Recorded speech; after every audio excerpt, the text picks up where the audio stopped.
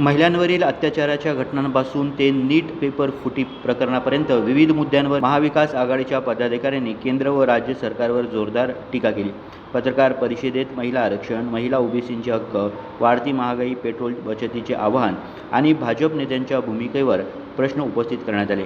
यावेळी बोलताना संध्या सव्वालाखे यांनी महिलांवरील गंभीर प्रकरणांमध्ये काही नेते मौन बाळगतात.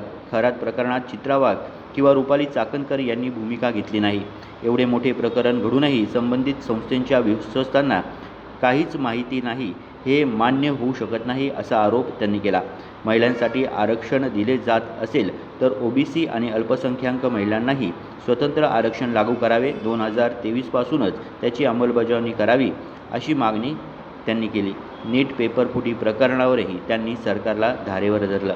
यावेळी त्यांनी भाजपाच्या कार्यपद्धतीवर टीका करताना देशात आजवर कधीही ना घडलेल्या घटना आता घडत आहे. महिलांच्या सुरक्षेचा प्रश्न गंभीर बनला आहे असंही वक्तव्य संध्या सव्वालाखे यांनी केलं आहे.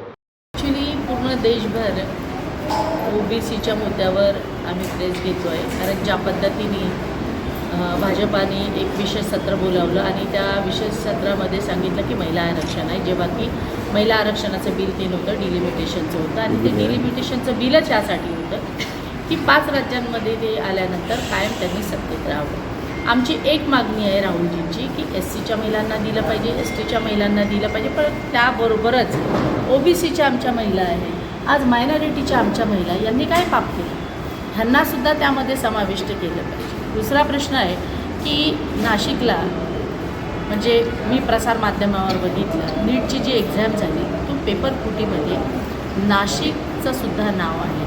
आज मला सांगा 22 लाख मुलांचं भविष्य टांगणीवर आहे. याला जबाबदार कोण आहे? त्यांना शिक्षा होणार आहे. याआधीसुद्धा 12 वर्षामध्ये 89 पेपर फुटी झाली. किती लोकांना शिक्षा झाली? याला जबाबदार कोण आहे? कारण याला कोणाचं तरी पाठबळ असल्यामुळे यांची हिंमत वाढत चालली आहे. आज खरातचं प्रकरणसुद्धा नाशिकमध्ये झालं आणि खराच्या प्रकरणामध्ये जे कोणी आरोपी आम्ही म्हणतो आहे, आम्ही वारंवार सांगितलं की आमचा जो शक होता किंवा आम्ही जी मागणी केलेली होती रुपाली चाकणकर यांना अटक करावी, का आजपर्यंत त्यांना अटक करण्यात आली नाही? काल त्यांना बोलावलं आणि बोलावल्यानंतर त्या इतक्या हसत सांगत होत्या की माझी 4 तास चौकशी झाली. एवढ्या महिलांवर लैंगिक अत्याचार झाल्यानंतर एखाद्या महिलेच्या चेहऱ्यावर एवढं हास्य असू शकतं? याचा अर्थ असा तर नाही ना की त्यांना क्लीन चिट देणार आहे, म्हणजे त्यांना महिला म्हणून घेण्याचा सुद्धा अधिकार नाही. जेव्हा की एवढ्या महिलांचं भवितव्य त्यांनी अंधारात टाकलं, त्या विषयावर त्या अशा पद्धतीने हास्य करत आहे.